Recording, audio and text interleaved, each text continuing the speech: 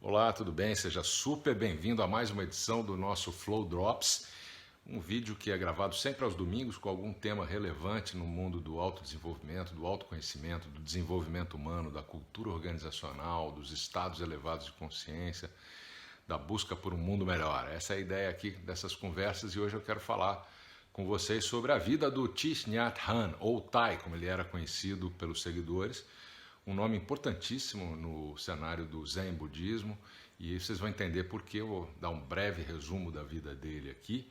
Ele morreu agora dia 22 no Vietnã, e depois de um legado maravilhoso de mais de 100 livros escritos, e quem tiver curiosidade, inclusive tem um documentário na Amazon Prime chamado Caminhe Comigo, Walk With Me, que está no ar ainda, vale a pena para conhecer um pouco desse cara interessantíssimo. Eu vou falar um pouco dele então, né? Na década de 60, ele desempenhou um papel super importante na promoção da paz durante a Guerra do Vietnã. Ele era vietnamita, né? Tinha cerca de 20 anos quando ele se tornou muito ativo nos esforços para revitalizar o budismo vietnamita dirigido para a paz. E aí, nos anos seguintes, ele criou organizações baseadas nos princípios budistas de não violência e compaixão. A Escola da Juventude e Serviço Social, ela consistia de 10 mil voluntários, assistentes sociais, e essa turma oferecia ajuda a aldeias devastadas, né, pela guerra, reconstruía escolas, erguia centros médicos, enfim. Ele também estabeleceu a ordem de Interbeing, né, Interser, uma comunidade de monásticos e budistas leigos que se comprometeram com a ação compassiva e apoiaram as vítimas durante a guerra. Bom, além disso, ele fundou uma universidade budista, uma editora e uma revista ativista da paz, como uma forma de difundir a mensagem de compaixão. Em 66, ele viaja para os Estados Unidos e para a Europa para pedir paz no Vietnã. Em várias das palestras, ele descreve a devastação da guerra, ele fala sobre o desejo de pacificação que o povo vietnamita tinha, e apela para os Estados Unidos para que cessassem os ataques aéreos contra aquele país asiático, né? E durante o período que ele teve nos Estados Unidos, ele conheceu Martin Luther King. E ele influenciou muito Martin Luther King. O Martin Luther King, inclusive, indicou o Thich Nhat Hanh para o Nobel da Paz de 1967. Mas como ele estava se recusando a escolher um lado da guerra, ou do seu país, o vietnamita, né, o governo comunista, como não comunista, né, e ele estava viajando em países não comunistas, os dois baniram as conversas que ele estava tentando provocar. E eles forçaram o Thich a viver no exílio por mais de 40 anos. Durante essa época, a ênfase da mensagem mudou do imediatismo da guerra do Vietnã para uma coisa de estar presente no momento, a inteireza do momento presente. Uma ideia que passa a ser chamada, então, de atenção plena, do mindfulness, né? Ciente do momento, o Han começa a ensinar o mindfulness em meados da década de 70. O principal meio para os ensinamentos do mindfulness foram os livros. Ele escreveu mais de 100, como eu falei, né? E tem um deles que é O Milagre da Atenção Plena, por exemplo, que dá instruções simples sobre como aplicar o mindfulness e a atenção plena no dia a dia. Esse livro foi traduzido para o inglês e imediatamente ganhou fama nos Estados Unidos e no mundo inteiro. Tem um outro livro dele, You Are Here, Você Está Aqui, onde ele instiga as pessoas, né, provoca as pessoas a prestarem atenção ao que elas estão vivendo no seu corpo e na sua mente em qualquer momento, e não ficar pensando lá preso, remoendo o passado ou ansioso pelo futuro. Quem acompanha esse canal aqui sabe que eu falo bastante sobre isso, né? E a ênfase estava na consciência da respiração. Você está consciente de como você respira.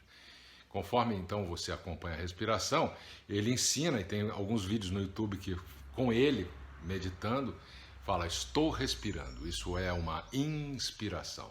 Estou expirando, isso é uma expiração. E aí vai, tem vários vídeos que você pode procurar, eu vou deixar algumas referências aqui. Segundo ele, então, os interessados em praticar meditação, eles não precisavam passar uma temporada num retiro, num ashram, encontrar um mestre, um guru, nada disso. Os ensinamentos dele enfatizavam que a atenção plena podia ser praticada a qualquer momento durante as tarefas de rotina, até mesmo lavando a louça. Ele usa esse exemplo. as pessoas podem se concentrar na atividade de lavar a louça e estar completamente presentes no momento aqui e agora. Então, paz, felicidade, alegria e amor verdadeiro, ele dizia, só podem ser encontrados no momento presente. Só no aqui e agora, que é o único momento em que existe vida. O passado já foi, o futuro não chegou ainda. Essa atenção plena, esse mindfulness do Thai, do Thich Nhat Hanh, ela não defende o desengajamento com o mundo. Ao contrário, ele criou um termo chamado budismo engajado. E na opinião dele, esse budismo engajado podia levar a pessoa a uma ação de compaixão, uma ação compassiva, como abrir a mente sobre pontos de vista de outras pessoas, compartilhar recursos materiais com os mais necessitados, enfim.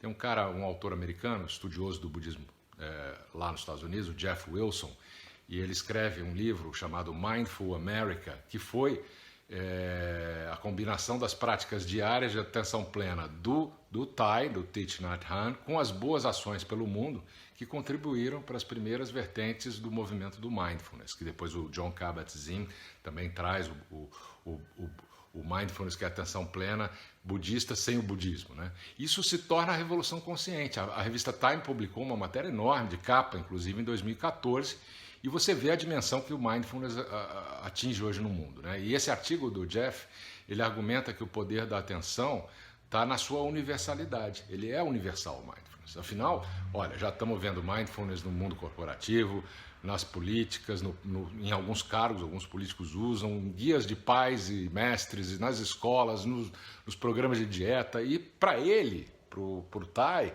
no entanto, né, a atenção plena não é um meio para um dia mais produtivo, mas sim é uma maneira de entender o interser. Lembra do interbeing? O interser, a conexão e a codependência de todos e de todos. Ou seja, nós não somos separados do resto. Né? Nós somos um só com o todo. E nesse documentário Walk With Me, o Caminho Comigo, que está no Amazon, ele ilustra desse jeito. Ele conta uma história, tem lá uma cena que uma jovem pergunta como é que ela lida com a dor de ter perdido o cachorrinho. O cachorro morreu. Então ele conta para ela para olhar para o céu e observar uma nuvem desaparecendo. A nuvem não morreu, mas ela se tornou chuva, a água e o chá da xícara que eles estão tomando ali. Então, assim como a nuvem está viva numa forma específica, o mesmo acontece com aquele cachorro. Então, estar consciente do chá, né, que eles estão tomando, oferece essa reflexão sobre a natureza da realidade. São várias formas. E ele acreditava que esse entendimento podia trazer mais paz para o mundo. E não é fácil, né, porque nós ocidentais temos muita dificuldade para nos vermos integrados com o todo. A gente se vê separado mesmo, né? Em 2014, ele sofre um derrame lá no templo da França, no Plan Village, e desde então ele ficou incapaz de falar e continuar os ensinamentos dele. Então, em outubro de 2018, ele, usando gestos, expressa o desejo de voltar para a cidade onde ele nasceu, em Hue, no Vietnã, e no templo onde ele foi ordenado como jovem monge. Então, Thich Nhat Hanh, esse mestre zen vietnamita, trouxe para o Ocidente o termo budismo engajado, como eu falei agora há pouco. Então, eu quero falar um pouco desse tema, né? O termo se refere a uma prática socialmente comprometida e somada a observar os preceitos básicos do budismo. E ele fez uma lista de 14 itens para a ética, né, e um ativismo e uma ação social que ele chama de budismo engajado. Primeiro, não seja um idólatra por causa de nenhuma doutrina, teoria ou ideologia, mesmo as budistas. Os sistemas budistas de pensamento são meios de orientação, eles não são a verdade absoluta. 2. Não pense que o conhecimento que você possui no presente é imutável, ou que ele é a verdade absoluta. Evite ser assim, fechado, né, nos seus pontos de vista, ser duro neles, e estar preso a opiniões que você desenvolveu ao longo do tempo. Não esteja preso a isso. Aprenda a praticar o desligamento dos pontos de vista para poder estar aberto e receber os pontos de vista dos outros. A verdade é encontrada na vida e não simplesmente no conhecimento e nos conceitos e nas teorias. 3. Não force os outros, incluindo as crianças, por nenhum meio a adotar os seus pontos de vista, seja por meio de autoridade, ameaça, dinheiro, propaganda ou mesmo educação. Olha só. Entretanto, através do diálogo de compaixão, o diálogo compassivo, ajude as pessoas a renunciarem ao fanatismo e à estreiteza das ideias. Eu estou trazendo esses temas porque nós estamos no meio disso, né, da polarização, das bolhas. Nunca foi tão importante esse legado do Thich Nhat Hanh. Número 4, não evite o sofrimento. Não feche seus olhos ao sofrimento. Não perca a consciência da existência do sofrimento na vida e no mundo. Você tem que encontrar maneiras de estar com aqueles que estão sofrendo, incluindo contato pessoal, visitas, imagens e sons. Dessa forma, você se lembra a você mesmo e aos outros a realidade do sofrimento no mundo. Então faça alguma coisa, qualquer coisa. Ajude, né, de alguma maneira, participe no processo, se integre. Número 5, não acumule riqueza enquanto milhões passam fome. Não faça do objetivo da sua vida adquirir fama, lucro, riqueza ou prazer sensual. Para as redes sociais aí, né? Viva simplesmente e compartilhe o seu tempo, a sua energia, seus recursos materiais com aqueles que estão passando necessidade. Número 6, não mantenha a raiva ou o ódio. Aprenda a penetrar nesse sentimento e transformar esse sentimento enquanto ele ainda existe como uma semente, ainda crescendo na sua consciência. Número 7, não se perca nas distrações à sua volta. E quantas são hoje em dia, né? Ainda mais com esse celular que a gente tem na mão. Mas continue sempre em contato com tudo que é maravilhoso, refrescante, curativo dentro de você e à sua volta.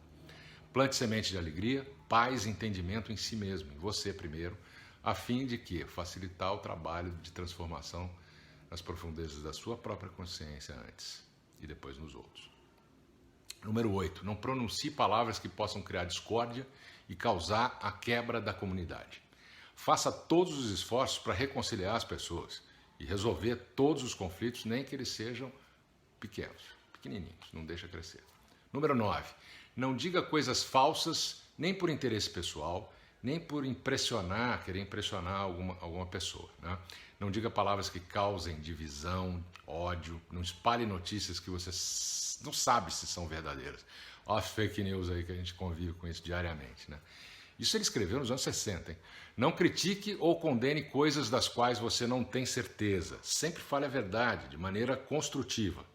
Tenha a coragem de levantar sua voz quando você vê uma situação injusta. Mesmo quando você fazendo isso, você pode até colocar a sua segurança em perigo, mas não deixa passar. Número 10. Não use a comunidade budista para ganho ou lucro pessoal. E não transforme a sua comunidade num partido político. Uma comunidade religiosa, no entanto, deve tomar uma atitude clara contra a opressão e a injustiça. E deve tentar mudar a situação sem se envolver em política partidária. 11. Não viva com uma vocação que é nociva aos seres humanos e à natureza. Não invista em companhias que privam outras pessoas da sua chance de viver. Selecione uma vocação que o ajude a realizar o seu ideal de compaixão. 12. Não mate. Não deixe que outras pessoas matem. Encontre todos os meios possíveis de proteger a sua vida e impedir a guerra. Proteger a sua vida e a vida à sua volta, né? Fica claro. 13. Não possua nada que deveria pertencer a outras pessoas. Respeite a propriedade dos outros, mas impeça os outros de lucrarem do sofrimento humano ou do sofrimento de outras espécies na Terra. 14. Não maltrate seu corpo. Aprenda a cuidar dele com respeito. Para preservar a felicidade dos outros, respeite os direitos e os compromissos dos outros. Preserve as suas energias vitais, sexual, espiritual, sua respiração, né, para a realização do seu caminho, da sua vontade, daquilo que você está trilhando. Suas expressões sexuais não devem ser sem amor e comprometimento. Numa relação sexual, você precisa ter consciência do sofrimento que você pode estar causando no futuro. Para preservar a felicidade de outros, respeite seus direitos e seus compromissos. Esteja plenamente consciente da responsabilidade de trazer novas vidas a esse mundo. Medite sobre o mundo para o qual você está trazendo novos seres. E que mundo é esse que nós estamos vivendo hoje, né? E aí eu quero fechar com... Eu escolhi alguns pensamentos dele, algumas frases, por causa desse livro. É um dos 100 livros que ele escreveu, que chama-se Aprendendo a Lidar com a Raiva, Sabedoria para a Paz Interior. E ele diz assim: quando outra pessoa te faz sofrer, é porque ela possui um sofrimento profundo dentro de si mesma. E o sofrimento dela está transbordando. Ela não precisa de punição, ele precisa de ajuda. Olha outro aqui. Ontem já se foi, amanhã ainda não chegou. Hoje é o único dia disponível para nós. É o dia mais importante de nossas vidas, né? Porque o passado é memória, o futuro é uma possibilidade. Quem acompanha o canal aqui sabe que eu bato bastante nessa tecla. Mais um pensamento do livro aqui.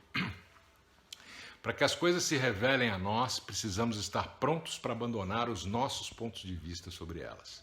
Isso é pensamento crítico, né, se você for analisar. Né? A gente tem que desenvolver essa qualidade nesses tempos. O segredo para criar paz é o seguinte: quando você escuta outra pessoa, você tem apenas um propósito: oferecer a ela uma oportunidade de esvaziar o coração e aquela angústia. Então, se você for capaz de manter essa consciência e compaixão vivas dentro de você, então aí você pode sentar com essa pessoa por 1 hora e ficar ouvindo, mesmo que a fala dela contenha muitas percepções erradas, condenações, amarguras, coisas negativas. Por quê? Você pode continuar a ouvir porque você já está protegido pela compaixão dentro do seu próprio coração. Esse é o preparo inicial para uma conversa como essa. Se você não praticar a respiração consciente para manter viva essa compaixão, você pode perder a sua própria paz. Então vão surgir irritação, raiva, e a outra pessoa vai perceber isso e não vai ser capaz de continuar. Então manter a consciência, manter a nossa segurança. Então a respiração está também, atenção plena no aqui e agora. Essa atitude compassiva são chaves para esse diálogo. E por fim, a raiva é como uma tempestade subindo no fundo da sua consciência. Quando você sentir que ela está chegando, concentre-se na sua respiração. E essa é uma prática, né? Uma prática diária, posso dizer que, inclusive na minha vida. E quero dizer para você que a partida do mestre aí, do Thich Nhat Hanh, nesse momento, e ele já vinha se preparando para ela desde 2018, é um momento especial para a gente pensar sobre tudo isso. Esse vídeo cobre uma série de aspectos que ele, durante essa vida longa e produtiva que ele teve dentro da consciência humana e da condição humana, pode deixar alguns recados interessantes para esse momento que nós estamos lidando agora. Entrando no 3º ano de uma pandemia, as polarizações nas redes sociais, as pessoas externando atitudes agressivas. Quer dizer, nós estamos num momento muito delicado do planeta. Então vale a pena pensar um pouco. E se você quer a dica, começa por esse livro aqui, mas tem vários outros. É isso, pessoal. Que o flow esteja com você. Semana que vem a gente volta. Tchau, tchau.